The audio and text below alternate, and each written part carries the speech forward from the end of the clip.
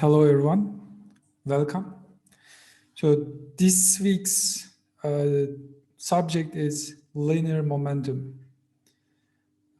Before we start, I want to make a quick reminder of the previous weeks. So far, we talk about Newton's laws of motion. We identified forces on bodies and we draw free body diagrams and we solved equations of motions to describe objects' motions.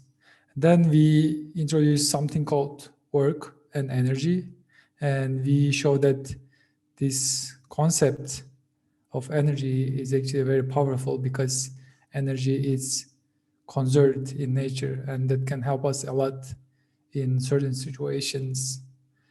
And now this week, I want to introduce a new concept, and this one is linear momentum. Okay, this is chapter 9. Here's your reading assignment. And these are the suggested problems. Hopefully I can solve one of these guys today. First, momentum. So linear momentum is defined as the product of mass with velocity. And velocity is a vector. Mass is a scalar, so momentum itself is a vector. What this means is, like, I think we are familiar with vectors now. It has both a direction and magnitude. So the unit of momentum is kilogram times meter per second. So maybe I can start from this one. So let's maybe think about the derivative of momentum. So I want to take derivative of this guy with respect to time. So this is d dt mv. But I know m is constant, so I'll take it outside of the derivative. So this is d dt times v. And we know derivative of velocity, which is by definition is acceleration. And we are familiar with this guy. Newton's second law says this is equal to total force in a system, right? So this is like an alternative statement of Newton's second law, if you like. Change in momentum is equal to total force on the system. So if your system is composed of several subsystems, I don't know, like you have several particles, several components of your system, since momentum is vector, you can obtain the total momentum by vectorial addition like this. P is equal to P1, P2, and so on. So let's, an interesting thing about momentum is the conservation of momentum, similar to conservation of energy, and it's not hard to see it. Like, for example, from this equation, if there is no external force, like sum over all forces is 0, we can see dp dt is equal to 0, right? So dp dt is equal to 0 means momentum does not change with time. And if it doesn't change with time, it means it's constant. It's a conserved quantity, okay? And this result is important in certain problems like collisions. And suppose we consider a collision between two bodies like this, okay? There are like two particles coming at each other. They collide and they go their own ways. What happens during the collision is a complex thing. It's hard to describe. But if we know there is no external force on the system that's acting on particles, we can say, okay, total momentum is conserved, and that can greatly simplify a description of this problem. So basically what this says is momentum before P1 plus P2 is equal to momentum after P1 prime plus P2 prime. And if you write it in terms of velocities, it's like m1 v1 plus m2 v2 is equal to m1 v1 prime plus m2 v2 prime.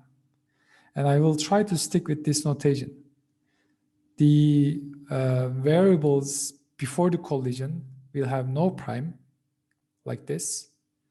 And variables that are changing after collision have like primes, something like this. Okay. Maybe we can start with like a quick example to put this in use. Maybe here's the example from your book. So a railroad car, A, traveling at some speed, strikes an identical car, B, which is at rest. And after the collision, the cars lock together as a result of the collision. They go like this. Then what is their common speed immediately after the collision? So let's write that like m1 v1 plus, and this is 1d, so I'm not going to write vectors. m2 v2 is equal to, so after the collision they go together, so there's just one thing and its mass is m1 plus m2 v, I don't know, let's call it v prime. So I know this guy is 0 and masses are equal. So v prime is equal to, and let's put this guy to v, m over 2m. Okay, this is v prime b, so this is equal to 1/2 v. So if the initial speed is like 24.0 meter per second, final speed is something like 12.0 meter per second, right? So this is like very simple, but in fact, actually, conservation of momentum makes it really like easy for us. Like it would be really difficult to describe the collision otherwise. Okay. So let's just talk about a little bit more about this. What's happening during the collision, right? During the collision, first of all, collision is very rapid.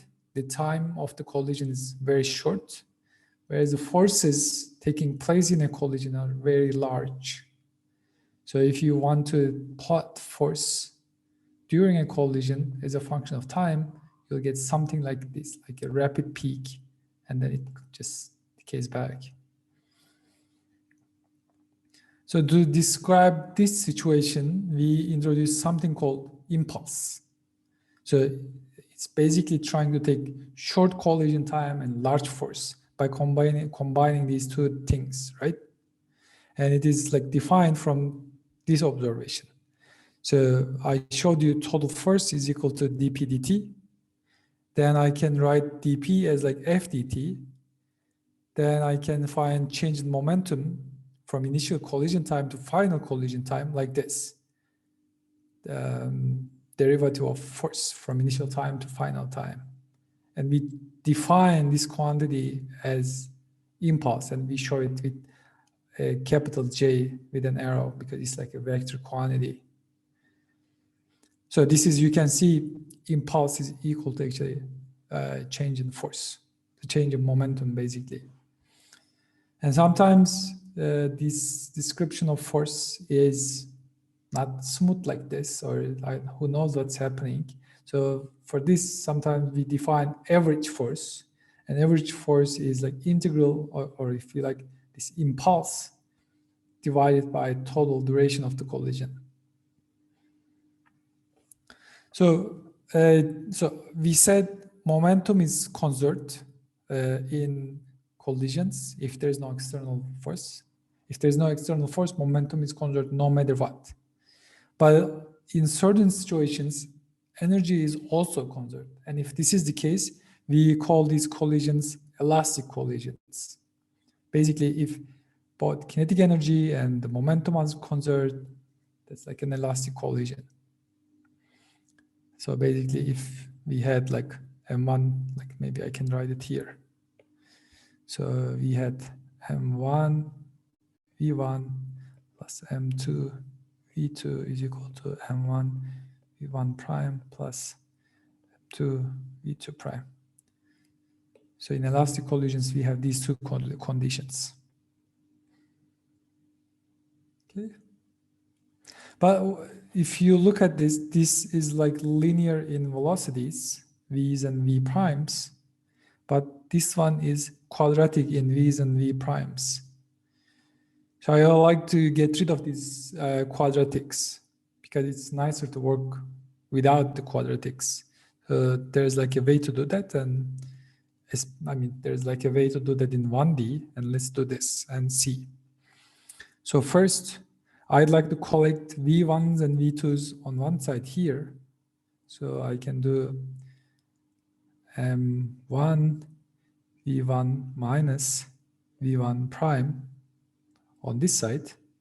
And on the other side, I have M2 V2 prime first minus V2.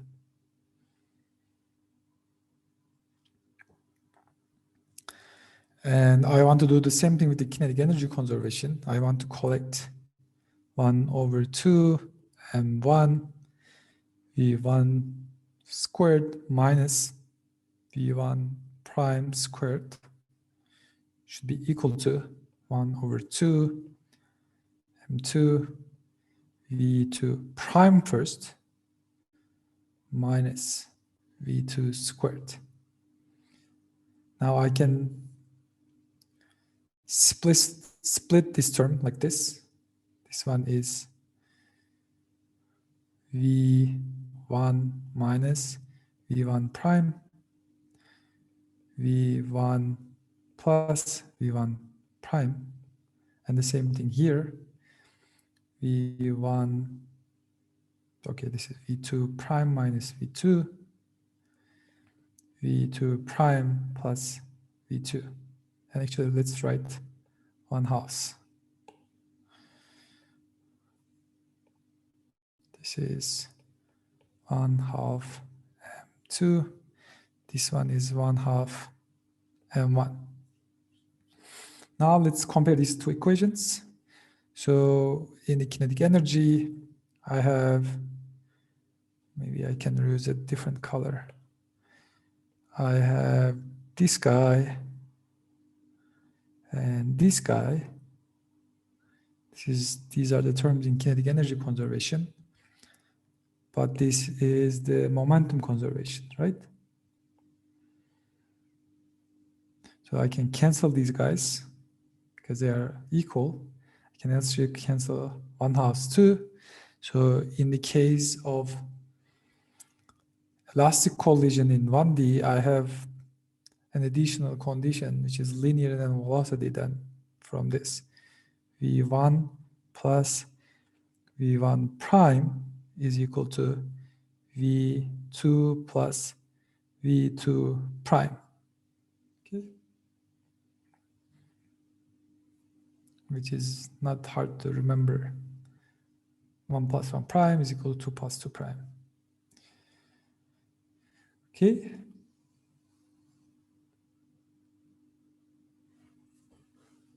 Maybe we can solve a problem on this and see this thing in practice. So here's the problem.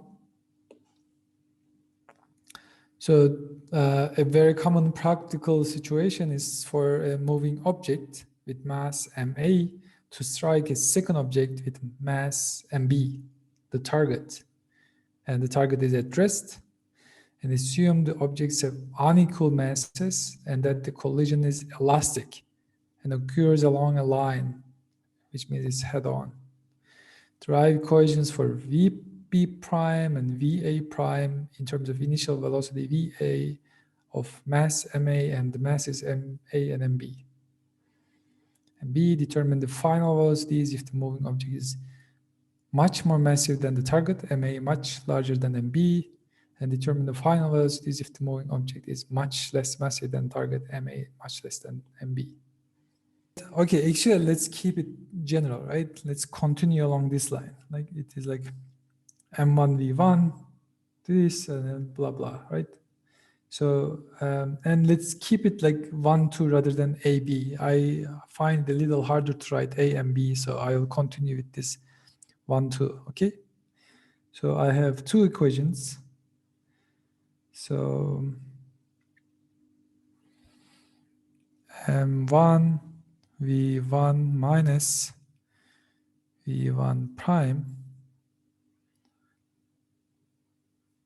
is equal to M2 V2 prime minus V2. I wrote this guy, and I will write this guy, V1 plus V1 prime, V1 plus V1 prime is equal to V2 plus V2 prime. Okay. So I would like to write an expression for primes in terms of non-primes. And what I can do is to, maybe I can take this guy to, maybe I can copy this guy. Let me just copy.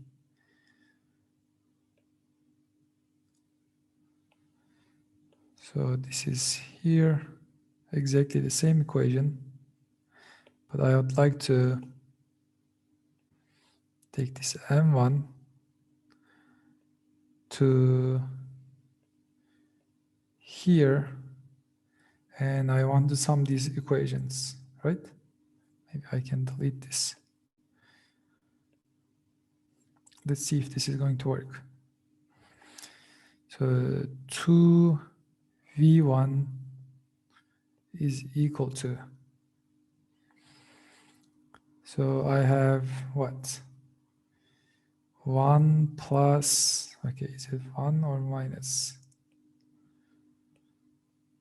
Okay, this is 1 plus M2 over M1 times V2 prime,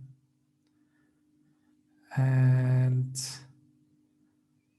1 minus M2 over M1 times V2.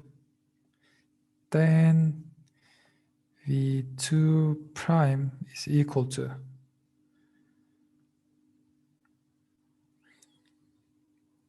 2 over 1 plus M2 over M1 times V1 plus M2 over M1 minus 1 V2, right? That's the first. Let's box this guy in.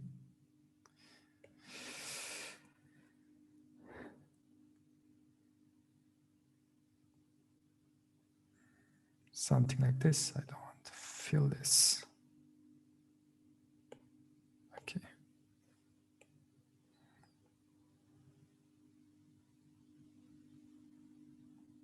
Okay, that's better. And I want to find an identical equation for V1. So what I can do is, so I can do the other way. So I can do this. I can take this M1 over M2 and delete this part. And sum these two equations. If I do that, okay, let's put them under each other to see it better. So if I sum these two guys, this guy will cancel this guy. And what I end up with is, okay, I already have,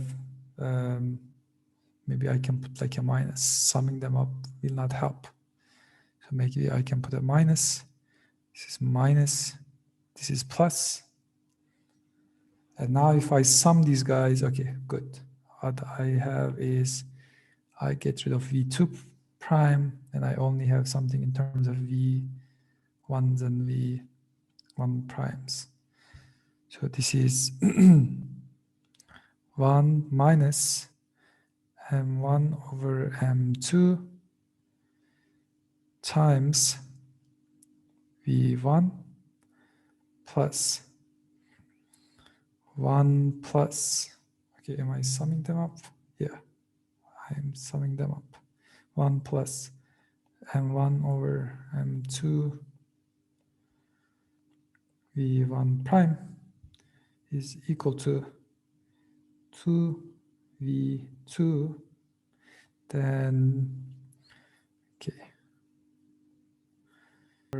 M2 minus 1 divided by M1 over M2 plus 1 times V1 plus 2 over M1 over M2 plus 1 times V2. Okay, good. That's the second one.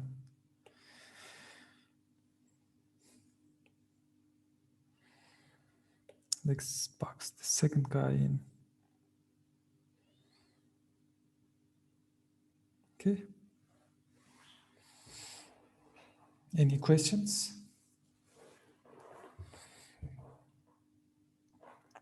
Now the question is asking, okay, B, determine the final velocity if the moving object is much more massive than the target. So since we changed the notation a little bit, that's okay. This is A. So B, moving object M1, okay. So first let's put these things, okay? First, V2 is not moving, so it's equal to 0. And M1 much larger than M2. Let's put these in. So if I do this in V1 prime, if M1 is much larger than M2, what that means is M1 over M2 is much larger than 1. And this means here this vector and this vector will be dominant, so I can get rid of these guys. So this one will be V1 prime is equal to V1, but this second one is already 0. So this guy is already 0. Right? Yes. And V2 prime is equal to, let's put this one in. So this means also M2 over M1 is much less than 1. So I can get rid of this. And I can say V2 prime is equal to 2 times V1. And the second part is 0. Okay. So if the initially moving object is much heavier than the target, the initial particle does not even feel collision. It just continues with its own velocity, whereas the second particle goes with twice as fast as the initial particle. That's what happens.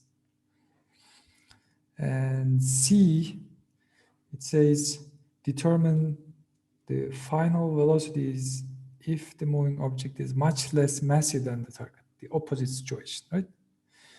So again, V2 is equal to 0, and M1 is much less than M2, then M1 over M2 is much less than 1. So we can put this. First, let's put it in V1. V1 prime is equal to. So I can change this equation a little bit to put this. Okay, this is, yeah, that I don't even need that. So this one is 0 because it's much smaller than 1. This one is 0. Minus 1 divided by plus 1 is minus 1. So I have is minus 1. And V2 prime is equal to, of course, this guy is 0. V2 prime is equal to, okay, this guy is M2 over M1. So this is much larger than 1. So this whole thing is going to be 1 over some really large number. So this is going to be 0. This is already 0. So what this tells me is that V2 is 0. So this is almost like collision with a wall, right? V1 comes in and collides and returns, but the target just stays the same. It's almost like a wall. And that makes sense because its mass is much larger than the initial one. So, okay. When finding V2 prime, why didn't we divide V2 with 2 over 1 plus? I actually did, right?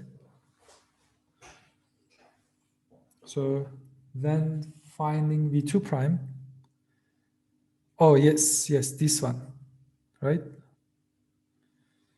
So when finding V2 prime,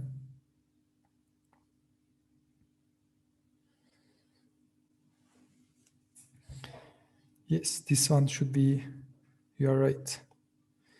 I think I can do it again, but I think you're right based on what I see here. So I can take this back. Let's do it this way. I think I just forgot to write. Thank you. Let's put this and make sure that's correct. Actually, I don't need that. It's already written here. So this is the equation we solve for V2 prime. And for V2 prime, this is 2 over this guy. One, yes. And I take this one to other side, M2 over M minus, yes. Thank you for I just forgot to write it. It should be, okay.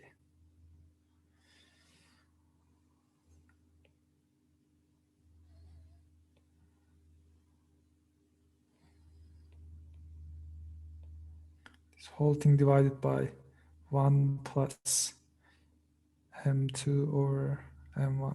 Okay, thank you. Yes, thank you. I just forgot to write this. Sometimes you just forget to write. I was talking faster than I write, so I skipped that. Thank you for the correction. Good catch. Thank you. Any other problems? The rest is correct, right? Maybe I can move on. So what happens if the kinetic energy is conserved? In some collisions, it is not, and we call such collisions inelastic collisions. So in inelastic collisions, I want to stress momentum is still conserved because there is no external force. Okay. This. But total energy is not, so we can only use momentum to describe the motion. And in a special case, if two objects that collide stick together after the collision, we call such collisions completely inelastic. Okay, let's solve an example on this. So the ballistic pendulum is a device used to measure the speed of a projectile, such as a bullet. The projectile of mass m is fired into a large block like this of mass m, which is suspended like a pendulum, and usually m is somewhat greater than m. As a result of collision, the pendulum and projectile together swing up to a maximum height h. So determine the relationship between the initial horizontal speed of the projectile v and the maximum height h. All right, so let me do that. So collision itself is inelastic, completely inelastic to be more precise, and we can only use momentum conservation. So maybe I can write something like this: before collision, Okay, maybe I can do, I don't need that. Maybe I can just write it. I have m times v before collision should be equal to total mass m plus m times v prime, and I can solve this for v prime is equal to m over m plus m times v. Okay. Now the collision happened, and the bullet and the block are mushed together, and there's nothing else, right? After that point, they have this velocity. So the common, maybe I can, velocity of bullet and block after collision, and they are at the same spot. It's like still t is equal to 0. Now that means there is like a kinetic energy, and that means it's not going to stop, right? So this kinetic energy should, or this velocity should move the block and bullet. So they should keep going. Until when? They should go until they stop. And when they stop together, they stop at a height of h. Then at the height of h, there will be like potential energy with respect to initial configuration. Then this potential energy should be equal to this kinetic energy that we had initially. You can write this. This is 1/2. Mass is m plus m, and v square is m square over m plus m square v square. So this one is kinetic energy initially should be equal to m plus m times h. This is the final potential energy. I can solve it for v or h, doesn't matter. I think I can solve it for v. Let's clean up some factors. Then v is equal to something like this, m plus m over m square root, okay, there's like a g here, square root 2gh.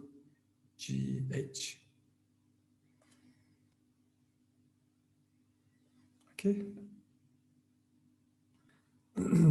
So far we've been talking about 1D, but momentum is actually conserved in general dimensionality. If you look at here, so this is actually a vector equation. Momentum is actually conserved in the most general dimensionality.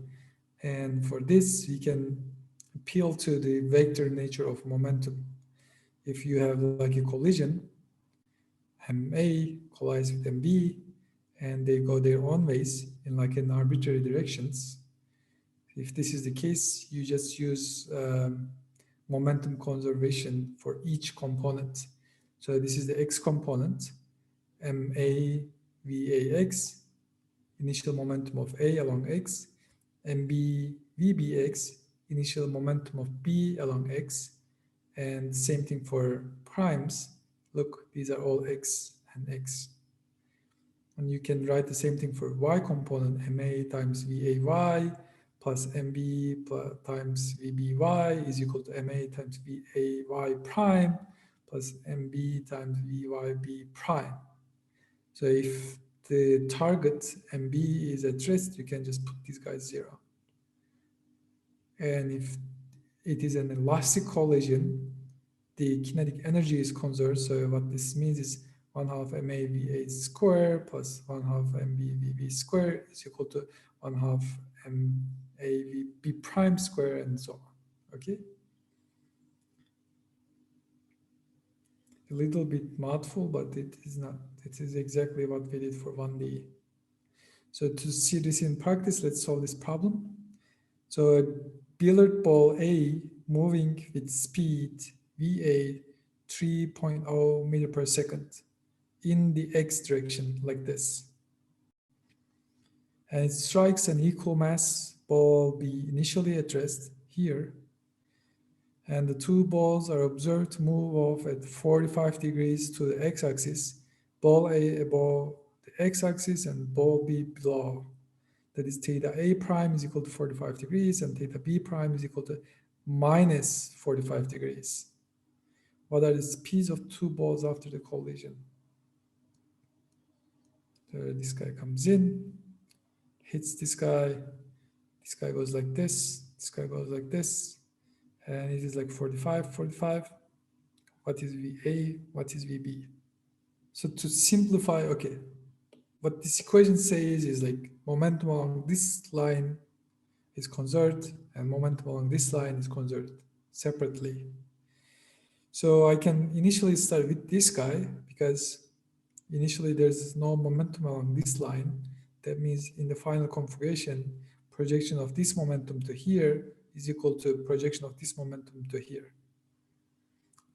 So this is okay, and the masses are the same. So it is, what this means is m times, so VA times sine theta A prime, it is 45. So I believe it's like square root of 2 over 2 should be equal to m times, okay, maybe this is prime, m times VB prime square root of 2 over 2. So I think I can cancel these guys and these guys. Then VA prime is equal to VB prime. This is 1. So this is, so y axis. Now let's do the same thing for x-axis. But for x-axis, I have an initial momentum, which is m times VA should be equal to the projections to here, right? So this should be m times VA prime times square root of 2 over 2 plus m times VB prime, but I know it is equal to, okay, let's write it. VB prime times square root of 2 over 2. And I know this guy is VA prime now. So this whole thing is equal to m VA prime times, I think, square root of 2. So let's cancel these m's. Then VA prime is equal to VA over square root of 2. And you can put this in your calculator. Something like 2.1 meter per second. Okay. And since I know they are equal, that's also VB prime is also 2.1 meter per second. Any objections? Okay, I think that's what you found, so I believe I didn't mess up anything here. So let's talk about a new concept. So so far, when we describe motion, we considered objects like point masses. We said that everything, like we had like, I don't know, some kind of block, and we put like a dot for block, or like we had some extended object, we just put a dot for it. And of course, that's not a very accurate description. So, but for extended objects, there's still one point, and this point is special, and it is belongs to object. It may or may not be on the object, that moves like a point, and the system can be described like a point moving along this particle, along this special point. And that is called the center of mass of the object. Here's the example. For example, if this swimmer is jumping like this is like an extended object, but you can see this center of mass is moving exactly like a point particle we described earlier. But this swimmer could be doing something more complicated. I don't know. Maybe she's flipping in the air, but doesn't matter. The center of mass is still moving in the exact same curve. So how do we describe this center of mass? This way. So if we can start with like two masses rather than a single m at a point. Let's consider two masses, ma and mb, separated like distributed this in this manner in like one-dimensional line. And I ask myself, how can I find a single point here such that I place a mass of the magnitude of the sum of these two guys, ma plus mb, and that will be equal to initial configuration. So the way we do this is like this. So xa times ma plus xb times mb is equal to this total mass times that special point x center of mass. And you can solve this equation for this x center of mass to find this. Okay. So in a more general situation, if you have more masses, ma, mb, mc, md, blah, blah, you can just do the same thing, multiply all coordinates with masses and sum it up and divide it by the total mass. So this is in 1D.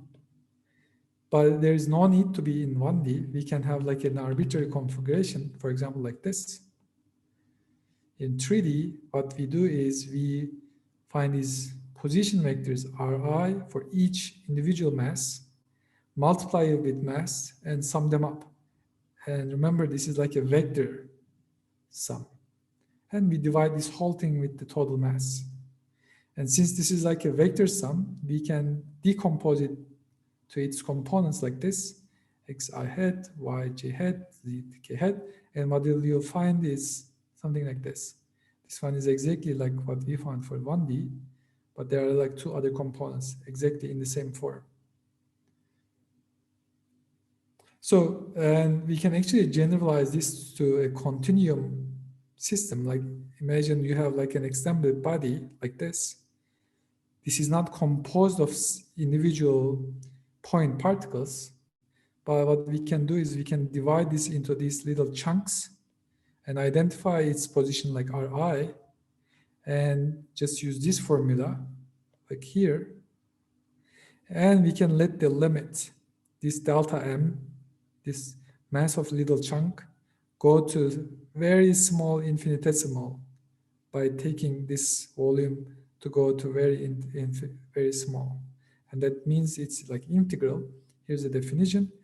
This R center of mass vector is equal to integral over dm of all coordinates and divided by total mass. Okay.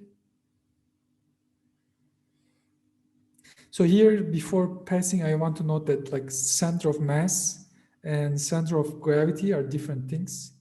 If you happen to see something like center of gravity, it's a little bit different.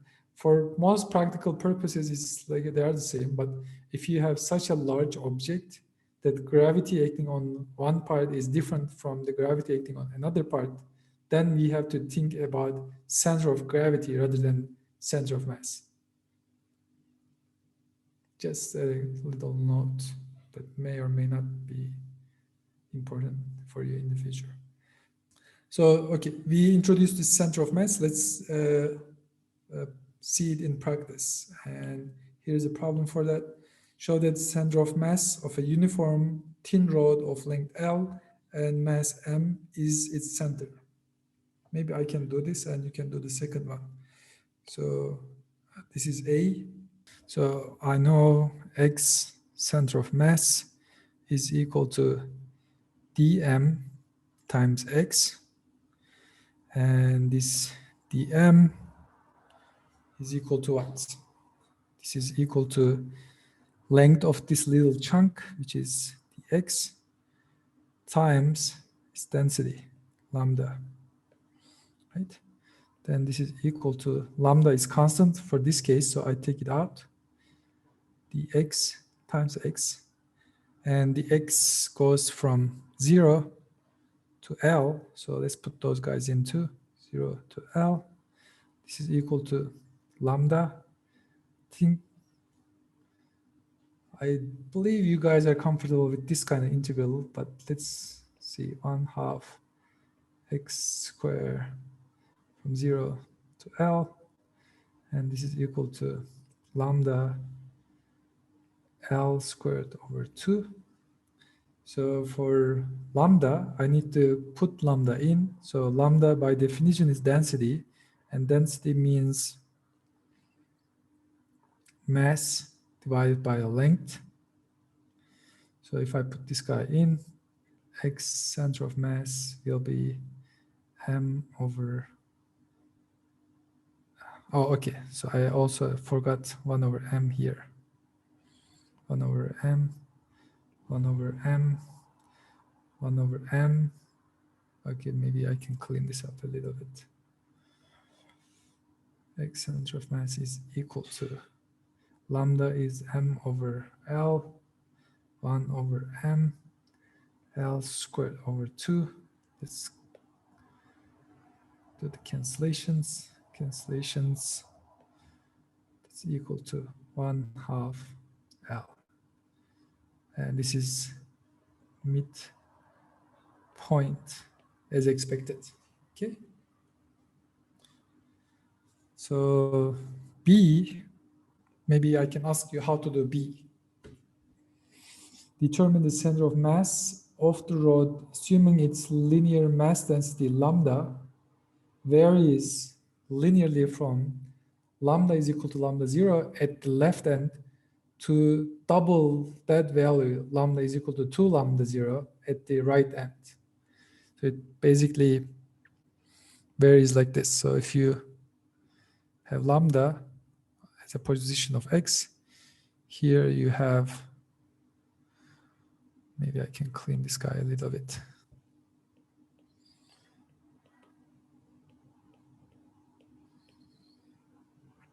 Something like this. So density, this one is at lambda 0, this one is 2 lambda 0.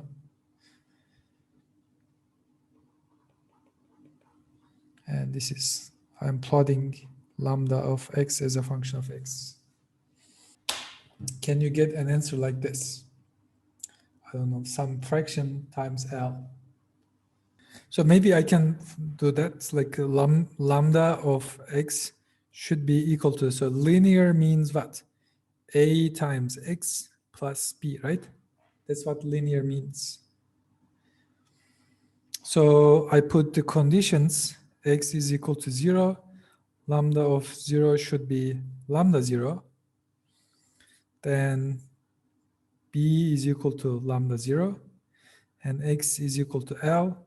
Lambda of L should be 2 lambda 0, then A is equal to, let's see, 2 lambda 0 is equal to lambda 0 plus L times A, then A is equal to lambda 0 over L, okay. Lambda 0 over L, okay. Now we have an expression for lambda of x. Okay, yes, exactly. Slope is lambda over L, or lambda 0 over L, if you like. So let's write, but I still don't know. Okay, let's see the problem at the end and we can fix it. X center of mass is equal to 1 over m dx, okay, dm times x. Now dm at a given point here is lambda of x times dx. Let's put this 1 over m dx lambda over x. So there's also another x here. So I put that one too. So maybe I can use a color to make it more visible for you. So this is dm. So this one is equal to 1 over m dx. So I'll write it like this, lambda 0. 1 plus x over L. So this is lambda over x is equal to lambda 0, 1 plus x over L times x. So this one is equal to 1 over m. Okay, let's put lambda 0 outside. And I have two integrals. So this is dx times 1, okay, times x, which is x from 0 to L, plus, again, from 0 to L, dx x squared over L. We also know how to take this integral. So this is lambda 0 over m. The first one is 1/2 L squared.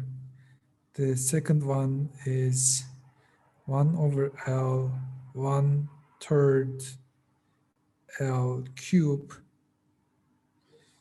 And this whole thing is equal to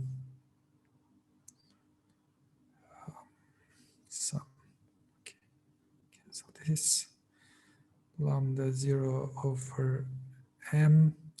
So 1 over 2 plus 1 over 3 is what? 3 plus 2, 5 over 6. Oh. But now I need to find an expression for lambda 0, right? How about lambda 0? How do I find this? Here I was lucky. I had something like this, and I used linear density for this. Definition of lambda was m over L, and I put this in to find this guy. Here I have like a lambda 0. Isn't it L squared? Yes, thank you. This is L squared, yes, correct. So how do I find lambda 0? I'll just wait a couple of minutes for you guys to stare and think. Maybe I can just say it like total mass, right? I can just calculate total mass. So m is equal to dm, sum over all little chunks, and that one is equal to, we just wrote it here, dx times lambda 0 times 1 plus x over L. And this is also from 0 to L. So this guy is equal to lambda 0 times L plus, so 1 over 2 L squared, and this one is equal to, what does that make? So this one with this one, 3 over 2 lambda 0 times L, then lambda 0 is equal to 2m divided by 3L. So here's,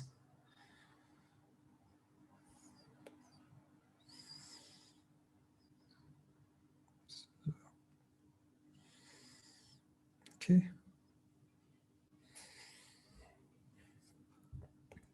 Now I can put this in. lambda 0 is 2m over 3L, 1 over m, 5 over 6, and what else do I have? Did I miss anything? Oh, L square. So clean up, m, L, L. So this guy, 3, and the result is, I think, 5 over 9L. Good. But generally, these kind of questions are like this, right?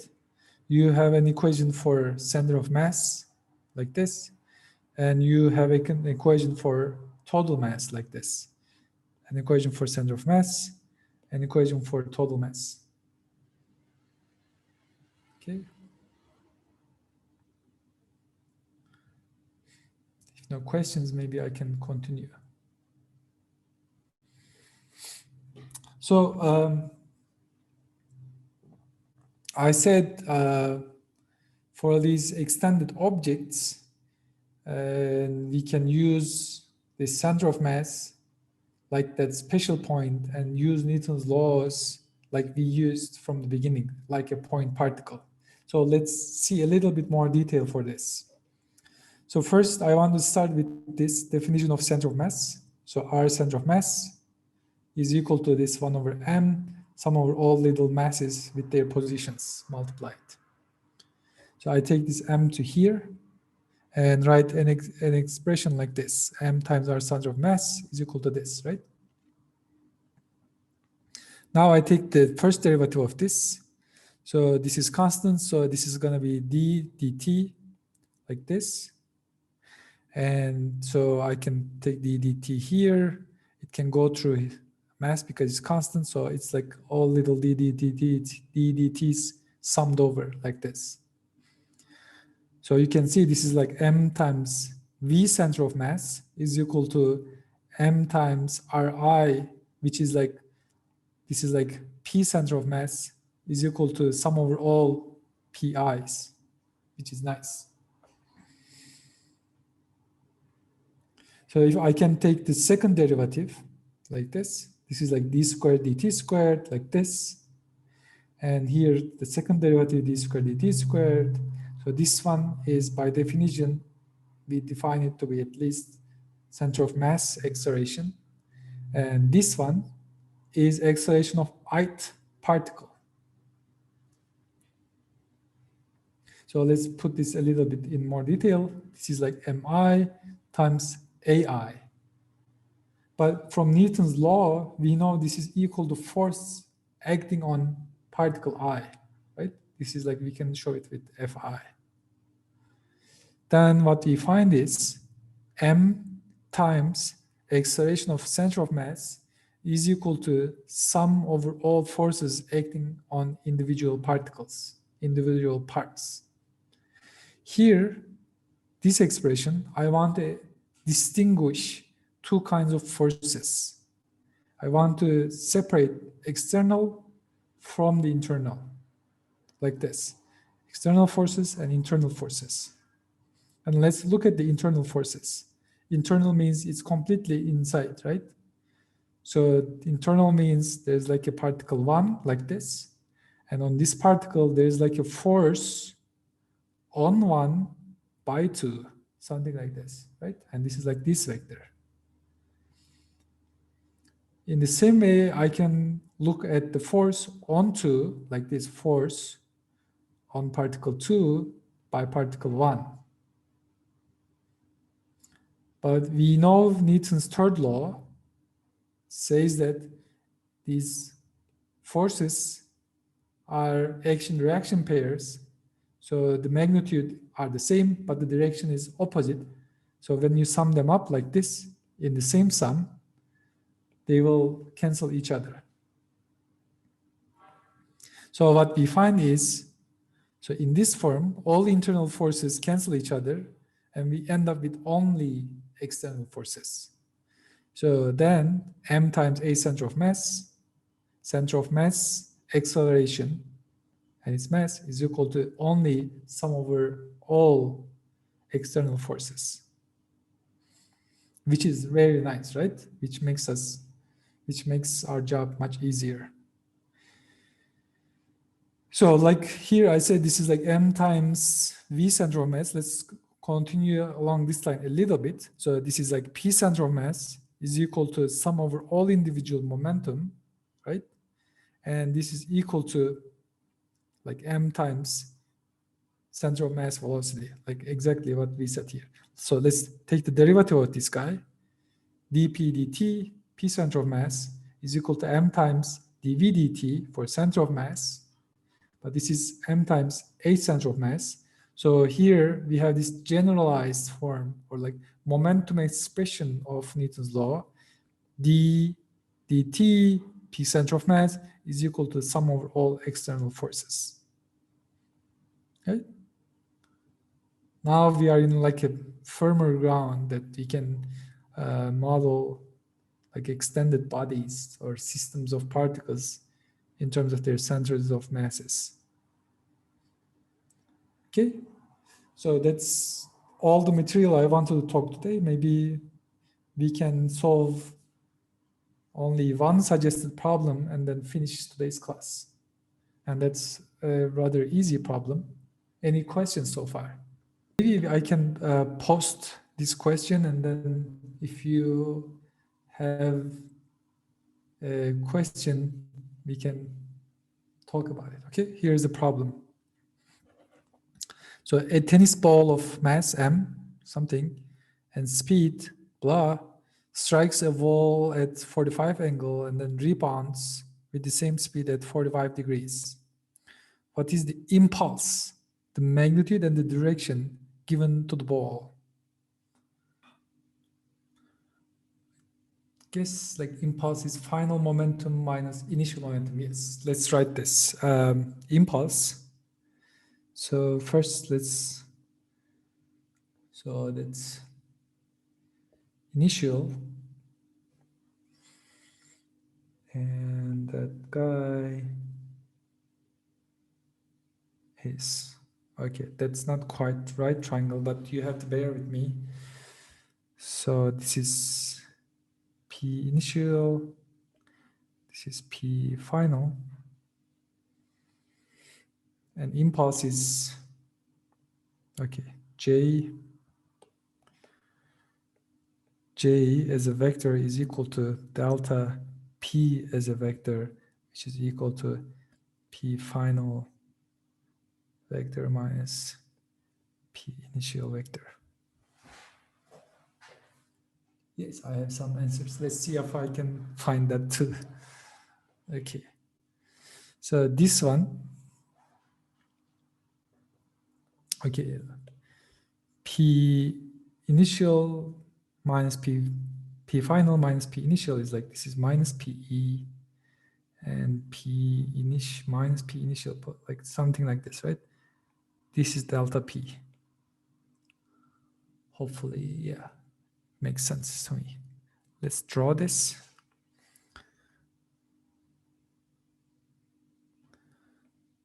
So this one is delta P, okay?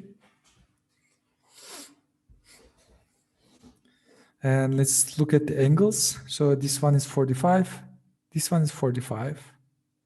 And this angle, the angle between initial and final momenta, I think you can think of this extending like this. So this one is 45 too. So 45 plus 45, this is 90. If this is 90 and, okay, magnitudes are like, this is like P, this is magnitude P, this is like a right triangle, and I can use Pythagorean theorem to say that this is 1 square root of 2, so this is like square root of 2 times P.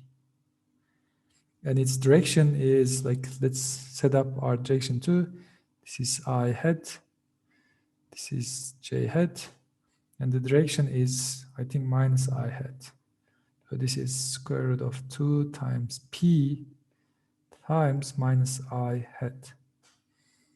So this one is equal to, let's calculate this number. So it is